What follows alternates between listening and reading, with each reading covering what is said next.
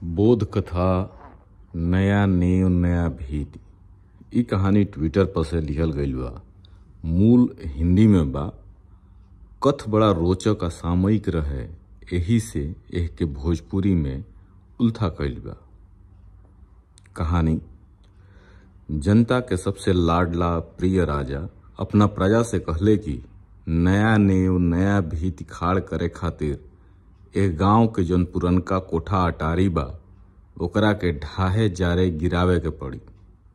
इ सुनते ओह गांव के एगो बड़ जेठ बूढ़ पूछले, नौका के बने से पहले हमनी के यानी कि गांव के लोगन के आखिर कहाँ रही राजा जी।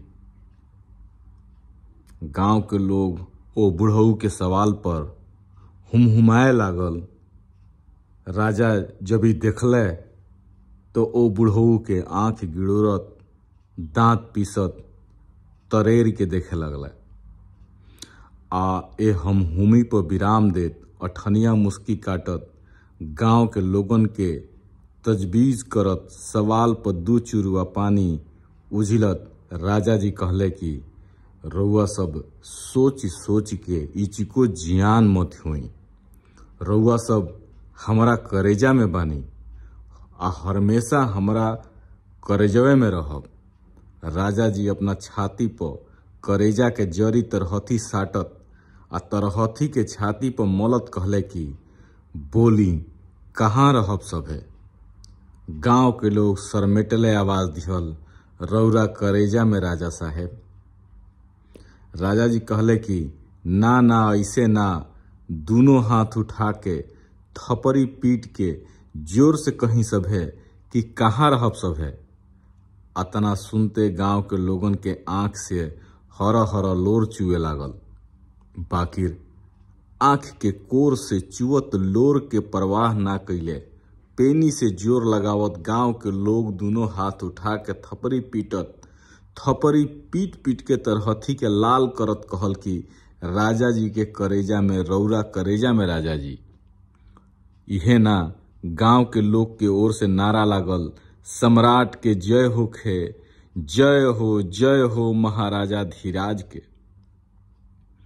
तलेले उ बुढ़वा फिर पूछलस कि बाकी हमनी के कहाँ रहब जा राजा जी।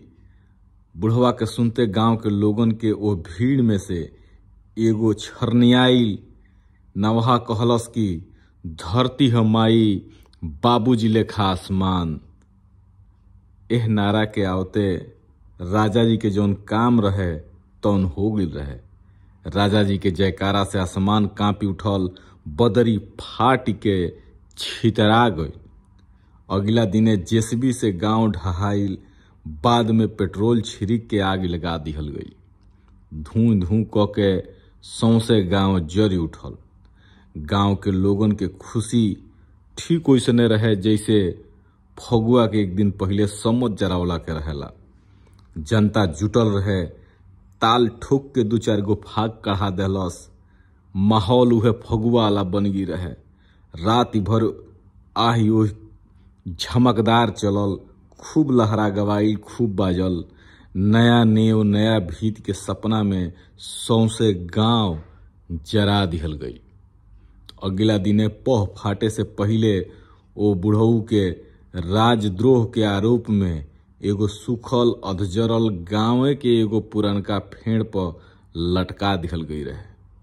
और ओकर लाश यो फेड़ पर कबो बाएं लंगे कबो दहिने लंगे झूलत रहे। फेड़ तहरा के काहे काटल गई। फेड़ कहले कि हम बेजुबान रहनी। चिड़ई तहार खोता काहे उजारल गई। चिड़ई कहलस कि हम चिचियात रहनी। धन्यवाद। प्रणाम। अजय भोजपुरी।